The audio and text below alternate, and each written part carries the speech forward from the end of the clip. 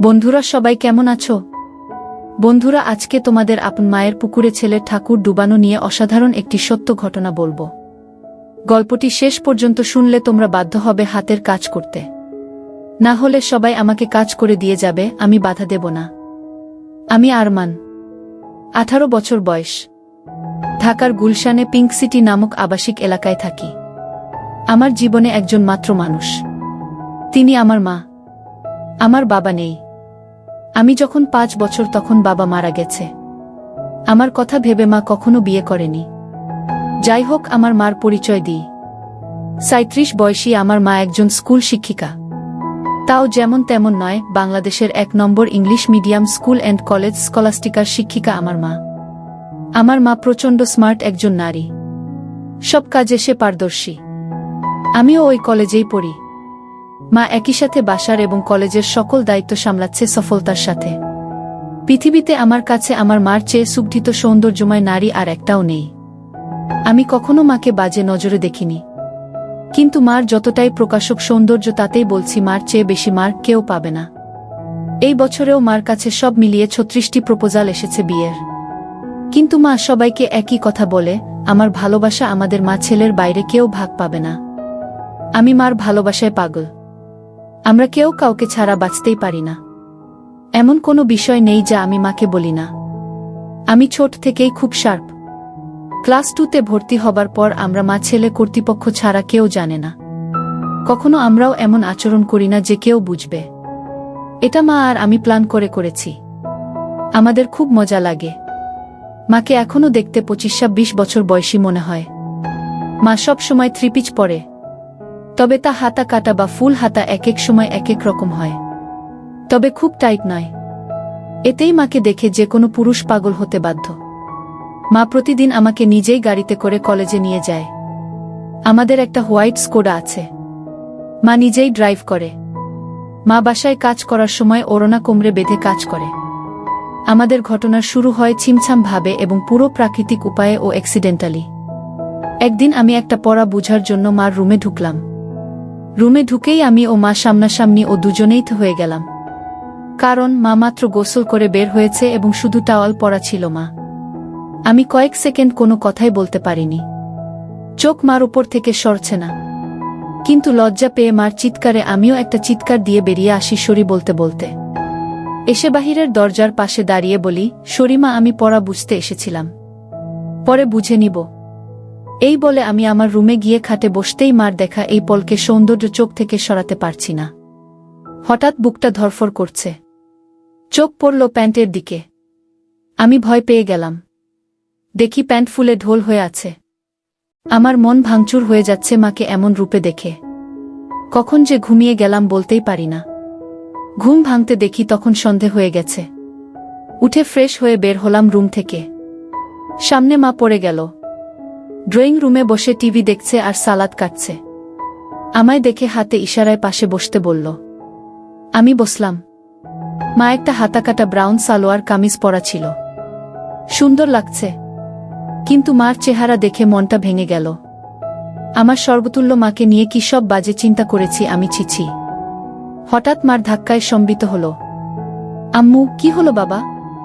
কি ভাবছিস? চুপ করে। আমি, না আম্মু কিছু না। তোর জন্য বিরিয়ানি রান্না করেছি, আয় খাবি চল। মা একদম স্বাভাবিক হয়ে আছে। হয়তো নিজেও লজ্জা ঢাকছে। আমি, আজ আমায় খাইয়ে দিবে আম্মু? মা আমার দিকে এক পলক অপরূপ দৃষ্টি করে চেয়ে বলল, আয় কাছে আয়। আমি হাত বাড়ালাম, কিন্তু মা আমাকে অবাক করে দিয়ে হাত ধরে কাছে নিয়ে তার কোলে থাইয়ে বসিয়ে দিল। আমি বুঝতে পারছি না হঠাৎ এমন করল কেন। কারণ বড় হয়েছি বলে হয়তো এতদিন এমন কোলে নেয়নি, এজন্য অবাক লাগছে। আম্মু, জানিস বাবা, তোকে নিয়ে আমার অনেক স্বপ্ন। আমি জানি মা, আমি বড় মানুষ হয়ে দেখাবো। আম্মু, তুই বুঝছিস না। আমি চাই না তুই টাকা পয়সা কামানোর জন্য জীবন পানসে করিস। আমি মানে? আম্মু মানে হলো কখনো টাকার পিছনে না ছুটে খুশি থাকতে চেষ্টা করবি। টাকা এমনি আসবে। আমি, ও আচ্ছা। মা আমাকে খাইয়ে দিল। এমন মাসুম মার প্রতি রাতে কি নাকি ভেবেছি আমি, ছি। ভেবেই খারাপ লাগছে। আমরা যে যার রুমে গেলাম ঘুমাতে। সারারাত নিজেকে দুষেছি আমি। দুদিন মন খারাপ ছিল। এর মাঝে একদিন কলেজে যাওয়ার সময় মা বলল, কোনো কারণে কি মন খারাপ তোর? আমি, না মা। মা আর কিছু বলল না। পরদিন আমার ক্লাস ছিল না। মা গেল। হঠাৎ ফোন করল মা। আম্মু, গোসল করে তাড়াহুড়ায় আমার কাপড় মেলতে ভুলে গেছি, একটু নেড়ে দে প্লিজ। আমি, আচ্ছা মা। আমি মার রুমে গেলাম। গিয়ে বালতি নিয়ে ছাদে যাই। নাড়তে গিয়ে প্রথমে ছিল কামিজ, তারপর সালোয়ার, এরপরে বাকিগুলোও দেখি। দেখে আমার বুক ধরফর করতে লাগে। দেখলেই বোঝা যাচ্ছে এটা নামিদামি ব্র্যান্ডের। হাতে তুলতে হাত কাঁপছিল। আর কি সুন্দর ঘ্রাণ ওগুলো থেকে, কি বলবো। আমি হতবিহ্বল হয়ে গেলাম। কারণ পৃথিবীতে ৭০০ মিলিয়নে একজনের ভাগ্যক্রমে একই সাইজের হয়, আর তা আমার মার ভেবেই মাথা নষ্ট হয়ে গেল। পাগল হয়ে যাব মনে হয়, এমন দশা। আমি কোনোমতে ওগুলো একটা সাইডে নেড়ে দিলাম যেন বাহিরে কার চোখে না পড়ে। দৌড়ে রুমে এসে পড়ি। ইচ্ছা করছিল একটাবার হাত দিয়ে শান্তি করি, কিন্তু এর ভয়াবহতা বিশাল বলে নিজেকে সামাল দিই। এরপর ইন্টারনেটে দেখতে লাগলাম এসব চিন্তা নিয়ে। দেখি অসাধারণ বিষয়।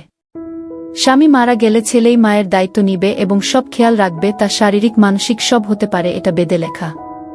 নারী অন্য কোনো দেহের সাথে জড়াতে না চাইলে বাসনা পূরণ করা সন্তানের দায়িত্ব। আমি কি করব বুঝতে পারছি না। এসব ভাবতে ভাবতে ঘুমিয়ে গেলাম। উঠলাম মার ডাকে। দেখি মা সামনে দাঁড়ানো।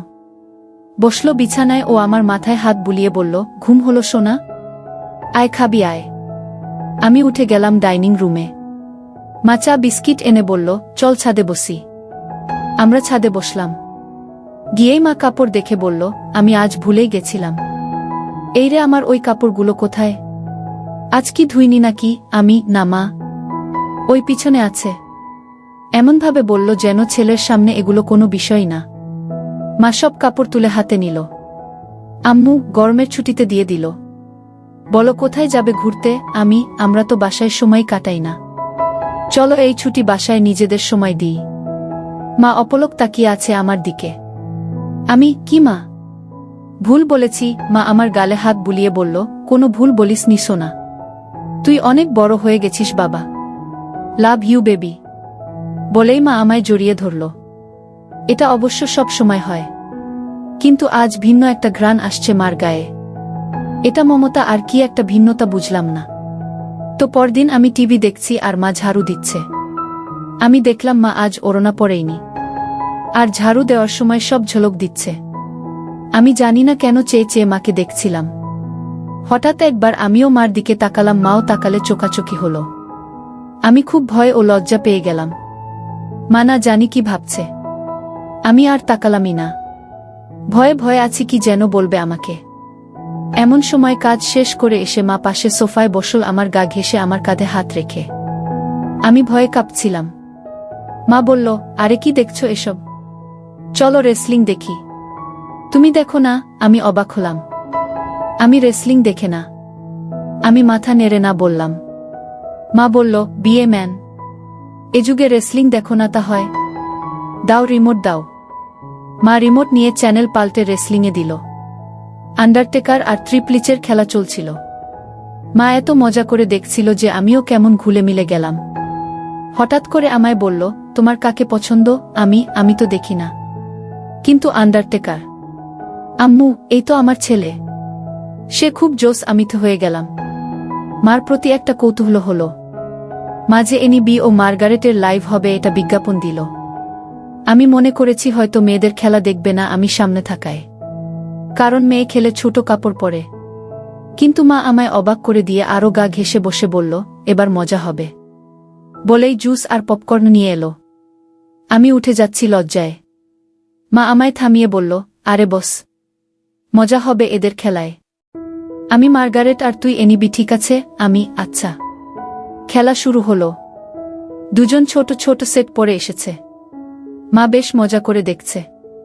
আমি শুধু মাকে দেখে অবাক হচ্ছি। মাঝে এর দিলে মা তখন আমার দিকে ফিরে আচমকা বলল, তুমি আমাকে বন্ধু মনে করো? আমি হঠাৎ একথা শুনে অবাকই হলাম। আম্মু, অবাক হবার কিছু হয়নি। উত্তর দাও সোনা। আমি, আমার আর কে আছে তুমি ছাড়া?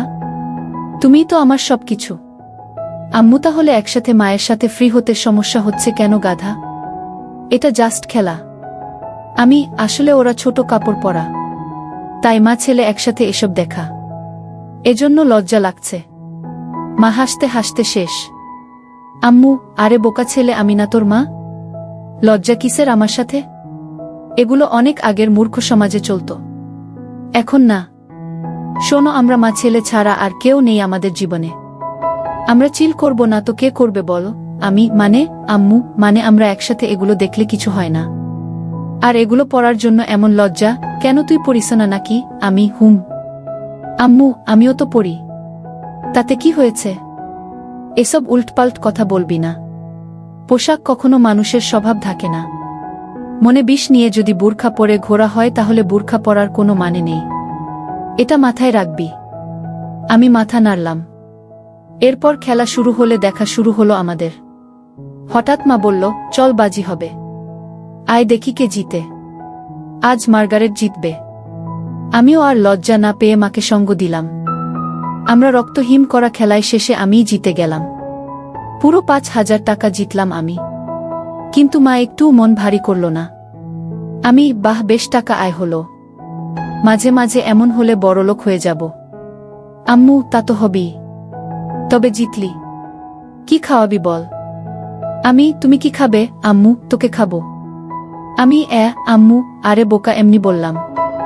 আচ্ছা, আমি ঘেমে গেছি, যাই গোসল করে আসি। মা গোসল করতে গেল। আমি টিভি দেখছি। হঠাৎ শব্দ মার গলার। আমি দৌড়ে যাই মার রুমে। গিয়ে আবার্থ হয়ে গেলাম। আজ সেদিনের মতো নয়, কিন্তু আজ মাকে সম্পূর্ণ ভিন্নতর দেখলাম। আমি হা করে তাকিয়ে আছি। আম্মু, কিরে, কি দেখিস? অবাক হয়েছিস না? আমি মাথা নেড়ে হা বলি। কিন্তু এত টাইট যে? আম্মু, ও তুই টাইটের কথা বলছিস? আমি বলছি, এটা আমার অনেক আগের জামা। এই জামার বয়স তোর চেয়ে 2 বছর বেশি। আমি, কি বলছো এগুলো? ওয়াও আম্মু, হ্যাঁ ওয়াও। সুন্দর না? নাকি খারাপ লাগছে? আমি, খারাপ লাগে তোমার ভূত। একদম পরি লাগে আমার মাকে। আম্মু, কিন্তু আসলেই অনেক দিন বলে টাইট হয়ে গেছে, কেমন যেন লাগছে। আমি, যদি কিছু মনে না করো একটা কথা বলি মা? আম্মু, হ্যাঁ বল। আমি, তোমাকে টাইট ড্রেসেই ভালো লাগে। কেন যে সবসময় আলখাল্লা পরে থাকো বুঝি না। মডার্ন যুগের এত ভাষণ আমাকে দাও আর নিজে সেকেলে। মনেই হয় না ইংলিশ মিডিয়ামের টিচার তুমি। আম্মু, হাহা, আমার বদমাইশ ছেলে, আয় বুকে আয়। আমি, ইদানিং তুমি চেঞ্জ হয়ে যাচ্ছ যে, খুব আদর সোহাগ করছো যে। মা আমায় ছেড়ে দিয়ে মুখটা মলিন করে বাথরুমে চলে গেল। আমিতে ভয় পেয়ে গেলাম। কি বলতে কি বলে দিলাম। একটু পরে মা আবার আলখাল্লা পরে হাতে ওই জামাটা এনে আলমারিতে রেখে ধপাস করে বন্ধ করে নিচে কিচেনে চলে গেল। আমি কি বলবো বুঝতে পারছি না। আমিও পিছনে গেলাম। বললাম, মা রাগ করেছ? সরি মা, আর এমন বলবো না। মা কথাই বলছে না। আমি পিছনে ঘুরছি, কিন্তু মা পাত্তাই দিচ্ছে না, শুধু চোখে পানি ভরে কাজ করছে। কিচেনের জিনিসে রাগ ঝাড়ছে। টেবিলে খাবার দিয়ে মা উপরে যাচ্ছে। তখনই আমি মার পায়ে পড়লাম ও বললাম, আর কখনো এমন বলবো না মা, ক্ষমা করে দাও। কেঁদো না মা, তুমি ছাড়া আমার আর কে আছে বলো? মা কেঁদে দিয়ে আমায় জড়িয়ে ধরে বলল, আমিও তো তাই বলছি, তুই ছাড়া আমার আর কে আছে? তোকে আদর সোহাগ করব না গো কাকে করব? তুই তো আমার সবরে পাগল। আমি, সরি, আর হবে না মা। আম্মু, আমি সবসময় তোকে ভালোবাসি বোকা, আর এমন বলিস না। আমাকে প্লিজ একা করে দিস না তোর বাবার মতো। আমি, না মা, আমি তোমার সব কথা শুনবো ও মেনে চলব। আমি, আমারও সব কথা মানতে হবে তাহলে? মা মুচকি হেসে চোখ মুছে বলল, তাহলে ওই ড্রেস পরে এসো আর আমাকে খাইয়ে দাও। মার মুখে উজ্জ্বল হাসি। মা রুমে গিয়ে মিনিটে চলে এলো ওই ড্রেস পরে। আমি বললাম, তোমায় একদম ক্লাস 10-এর মেয়ে মনে হয় মা, যে কোনো কাপড়েই বোঝাই যায় না তোমার বয়স 37। মা মুচকি হেসে আমায় নিয়ে বসে খাওয়াতল। তারপর আমরা যে যার রুমে গিয়ে ঘুমালাম। এভাবে মা আর আমি আর কিছু না করে ছুটি শেষ করলাম। ছুটির পরে আমাদের কলেজে একটা সাংস্কৃতিক অনুষ্ঠান হয়। সবাই নাম দেয়, আমিও নাম দিই গানে। আমরা পারফর্ম করি, অনেকেই অনেক রকম করে। মেয়েরাও পারফর্ম করে ড্যান্সে। হঠাৎ একটা ড্যান্স চালু হয়। দেখলাম কয়েকজন মাঝবয়সী নারী ঘোমটাস দিয়ে স্টেজে উঠল। এরপর গান চালু হতেই ঘোমটা খুললে আমি আকাশ থেকে পড়লাম। মা লিডিং ড্যান্সার আর মারাত্মক লাগছে তাকে। মা একটা হলুদ শাড়ি পরেছে যা মারাঠি স্টাইলে বাঁধা ও নাভি বরাবর। এতেই সবার হৃদ স্পন্দন বাড়িয়ে দিল। সবাই হুররে করে অনুষ্ঠান শেষ করল। আমি আমার মা এত সুন্দর নাচে তা জানতাম না। ছেলেরা সবাই তো বলছেই, সাথে মেয়েরাও বলছে ম্যাম খুব হট। আমার খুব গর্ব হলো এটা শুনে। আমরা বাসায় গিয়ে আমি মার সাথে কথা বলছি না। মাতা দেখে বলল, কি হয়েছে আমার প্রাণ ভোমরা? আমি, ইস, আবার প্রাণ ভোমরা বলছে। কখনো তো বলনি নাচতে পারো। আমাকে তো কখনো নাচ করে দেখাওনি। মা আমার কাছে সোফায় বসে গা ঘেঁষে বলল, এই যে মশাই, আপনাকে সারপ্রাইজ দিতেই বলিনি আগে। এখন আপনিও তো অবাক হলেন, তাই না? আপনার জন্য এত কিছু করলাম, আর আপনি যদি মন খারাপ করে থাকেনও তাহলে হয়? সরি। আমি, আচ্ছা ঠিক আছে। তুমি এত সুন্দর নাচতে পারো আমি জানতামই না। আর কি ড্রেস পরেছ তুমি ওখানে, আমি অবাক। কখনো তো এমন খোলামেলা পোশাকে দেখিনি। আম্মু, খোলামেলা কই? এত মারাঠি স্টাইল। আর খোলামেলা কি বলছো? আমাকে কি খুব খারাপ লাগছিল? আমি, নাউজুবিল্লাহ। তোমাকে আর খারাপ লাগবে তা অসম্ভব। পৃথিবীর সবচেয়ে সুন্দর নারী আমার মা, আর তাকে খারাপ লাগবে? তোমায় মারাত্মক লেগেছে মা। মা আমার গাল ধরে বলল, হুম, থ্যাংক ইউ। আম্মু, মা একটা কথা বলি? আম্মু, হ্যাঁ বল। আমাকেও একদিন নেচে দেখাবে প্লিজ? আম্মু, তুই আমার নাচ দেখবি? ভালো লেগেছে, আমি ভাবতেও পারিনি এত সুন্দর নাচ তুমি। আজ সবাই তোমার প্রশংসা করছিল। প্লিজ মা, দেখাবে বলো না? আম্মু, অবশ্যই দেখাবো সোনা। আমার পৃথিবী তুই। আর তোকে খুশি করতে সব করতে পারবো। বল কি ড্যান্স দেখবি? আমি, যেই কস্টিউম আছে তার বিচারেই যা ইচ্ছা তোমার। আম্মু, আচ্ছা তুই বস, আমি আসছি বলে মা পালালো রুমে। একটু পরে এসে আমায় পুরো চমকে দিল। মা একটা শাড়ি পরেছে যা ট্রান্সপারেন্ট মেরুন রঙের, ফলে সব উদীয়মান। দেখে আমি সোফা থেকে দাঁড়িয়ে যাই। মা আমায় এমন উঠতে দেখে বলল, এখন আমি তোর টিচার নই বোকা। দাঁড়াচ্ছিস কেন? আমি যেন কেন বলে দিলাম, তোমায় আজকে সত্যি অসাধারণ হট লাগছে মা। বলার পর খেয়াল হলো আমি কি বললাম। জিভ কেটে বললাম, ওফ সরি মা, আমার ভুল হয়ে গেছে, আর বলবো না এমন পচা কথা। মা আর চোখে একটা চাহনি দিয়ে বলল, আমি কি হই তোর বলতো? আমি, আমার মা। আম্মু, তাহলে এমন কেন করছিস? মা নাকি তার সন্তানের কাছে সবচেয়ে সুন্দর হয়। তুইও তো বললি। তো প্রশংসা করতে এত দ্বিধা কিসের? আমি, ওইয়ে ভাষাটা বিব্রত তাই। আম্মু, চুপ করত। কোনো বিব্রত নয়। এদেশীয় ভীত সংস্কৃতি তোর ভিতরে কিভাবে এলো বুঝলাম না। হট কোনো বাজে শব্দ নয়। যাকে যা লাগে তাই বলা উচিত, বুঝেছিস? চাইলে আরো গভীর কিছু বলতে পারিস।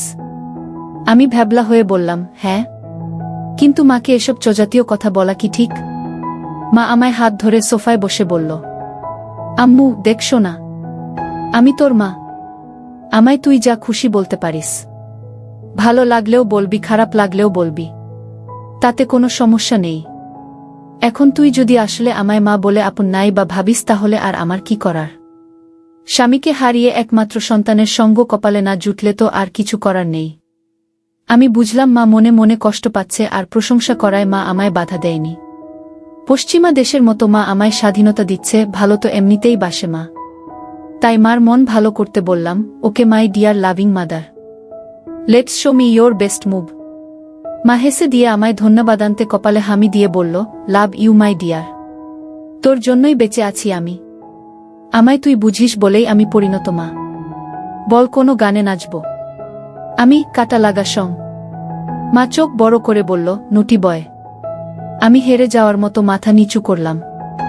মা আমার থুতনি ধরে তুলে চোখে লাস্যময়ী হাসি এনে বলল, আমার ছেলে বলবে আর আমি মা হয়ে তা করব না, এটা হতে পারে? বলেই মা কাটা লাগা সং বাজিয়ে পৃথিবীর সকল সৌন্দর্য নিজের উপর এনে নাচতে লাগল। সে কি মুভ ও স্টাইলে নাচল, কি বলবো। মনে হচ্ছিল যেন আমার গার্লফ্রেন্ড হলেও এমন ভঙ্গিতে নাচত না। পুরোপুরি বোল্ড লাগছে মাকে। আমি দাঁড়িয়ে হাততালি দিলাম ও মাকে গিয়ে সালাম করলাম। মা অবাক হয়ে গিয়ে বলল, কি ব্যাপার? সালাম কেন? কারণ তুমি আমায় এত ভালোবাস, আমায় এত বিশ্বাস করো তাই। এমন সাজে আমি কখনো ভাবিনি তোমায় দেখব। তাও আবার আমার অন্যায় আবদার রেখে এই বোল্ড সং ড্যান্স করলে। তোমার কি খারাপ লেগেছে মা? মা বলল, এজন্যই তোকে এত বেশি ভালোবাসি রে পাগল। তুই খুব মাসুম আর হনেস্ট আর খুবই কিউট। শোন তাহলে, তুই আমার একমাত্র সন্তান আর একমাত্র সঙ্গী, যাকে নিয়েই আমার জীবন মরণ সব। তোর কাছে খারাপ লাগার কিছু নেই। আমি তোকে ভালোবাসি রে পাগল। আর এমন কেমন বলিস? এটা একদম স্বাভাবিক। আমি চুপ করে রইলাম। মা কয়েক সেকেন্ড আমার দিক তাকিয়ে থেকে বলল, আচ্ছা এখন গোসল করে আসি। মা চলে গেল। আমি আর পিছন দেখার কেমন মনোবল পাচ্ছি না। তবে 10 মিনিট পর হঠাৎ মার ডাক এলো। আমি মার রুমে যেতেই আবারও সেই মুহূর্ত সামনা করলাম। মাকে এরূপে দেখে বুক ধকধক করছে। আমি কিছু বলতে পারছি না, কিন্তু মা আমায় দেখে মোটেও বিচলিত নয়। একটু কড়া কণ্ঠে বলল, বস বিছানায়। আমি কি করব বুঝতে পারছি না। মা এবার আরও একটু কড়া হয়ে বলল, বসতে বললাম না? আমি চট করে বসলাম। মা আরেকটা তোয়ালে দিয়ে চুল মুছে তাতে বেঁধে এসে আমার পাশে বসল। আমি নিচের দিকে মুখ করে আছি। আম্মু, আমার দিক তাকা। আমি তাকালে মা বলল, আমি তোর কি? মা। আম্মু, আমি খেয়াল করছি সেই দিন এমন তোয়ালে পরা দেখার পর থেকে তুই পাল্টে গেছিস। কেন এমন কেন করছিস? আমি সরি মা। আমি আসলে সেদিন একটা পড়া বুঝতে এসেছিলাম। জানতাম না তুমি গোসল করে তোয়ালে পরে বের হয়েছিলে, তাই ঢুকে পড়ি। আর হবে না মা, ভুল হয়ে গেছে। আম্মু, আর একটা কথা বললে একটা চড় মারব। তোকে সারা জীবন এই শিক্ষা দিয়েছি আমি না তোর মা? তুই ছোট থেকে আমায় এমন দেখেছিস, এখন একটু বড় হয়েছিস বলে আর দেখিসনি। তাতে এমন করার কি হলো? কিন্তু এখন তো আমি বড় হয়ে গেছি মা। আম্মু আবার কথা বলে, সন্তান আজীবন মার কাছে ছোটই থাকে। আর তোয়ালে পরে দেখায় কি দুনিয়া উল্টে গেছে? আমায় কি তোয়ালেতে দেখতে এতটাই বিশ্রী? আমি মার মুখে হাত দিয়ে বললাম, না মা, দুনিয়াবি সবচেয়ে সুন্দর তুমি, যা সব কিছুতেই। আম্মু, তাহলে এত কাহিনী কেন? আমি ভেবেছি তুমি আমায় কি নাকি ভাববে, তাই ভয়ে ছিলাম। আম্মু শোনো, আমরা ছাড়া আর কে আছে যে নিজেদের স্পেসটুকু নষ্ট করব? তোয়ালে পরে দেখলে কিছুই হয় না পাগল। আয় বুকে আয়। এরপর মা বলল, তোর খিদে লাগেনি? যা ড্রয়িং রুমে বস, আমি আসছি। আমি অপেক্ষা করছি। মা এলো কিচেনে, রান্না করছে আর গুনগুন করে গান গাইছে। আমি পিছন থেকে জড়িয়ে ধরলাম মাকে। পিছন তাকিয়ে দেখে আমি হাত সরিয়ে নিই। মা মুচকি হেসে আমার হাত ধরে গান গাইতে থাকল। আমি আগে কখনো এত খুশি হয়নি। আম্মু, আমার জীবনে এমন একটা ছেলে থাকলে খুশি হব না? বল কি খাবি? আমি স্যুপ। আম্মু আচ্ছা যা টিভি দেখ, আমি আসছি স্যুপ নিয়ে। আমি বসে টিভি দেখছি। মা স্যুপ এনে আমায় খাইয়ে দিল ও নিজেও খেল। আম্মু আচ্ছা আমার কিছু শপিং করতাম, তুই থাক একটু বাসায়, আমি চলে আসব তাড়াতাড়ি। মা শপিং করতে চলে গেল। এলো অনেকগুলো ব্যাগ নিয়ে, সব নিয়ে সোজা রুমে রেখে এলো। আমি কি কিনলে? আম্মু এমনি কিছু জিনিস। মা এড়িয়ে গেল। বুঝলাম হয়তো নিজের কাপড় কিনেছে। তা তো আর ছেলেকে দেখানো যায় না। যাই হোক, পরদিন কলেজে যাওয়ার জন্য গাড়িতে বসে আছি মার জন্য। মা গেট লাগিয়ে যখন গাড়িতে এলো তখন আমি আকাশ থেকে পড়লাম। মা একটা হলুদ ট্রান্সপারেন্ট শাড়ি পরেছে ম্যাচিং ব্লাউজের সাথে। আমি আকাশ থেকে পড়লাম মাকে এমন রূপে দেখে।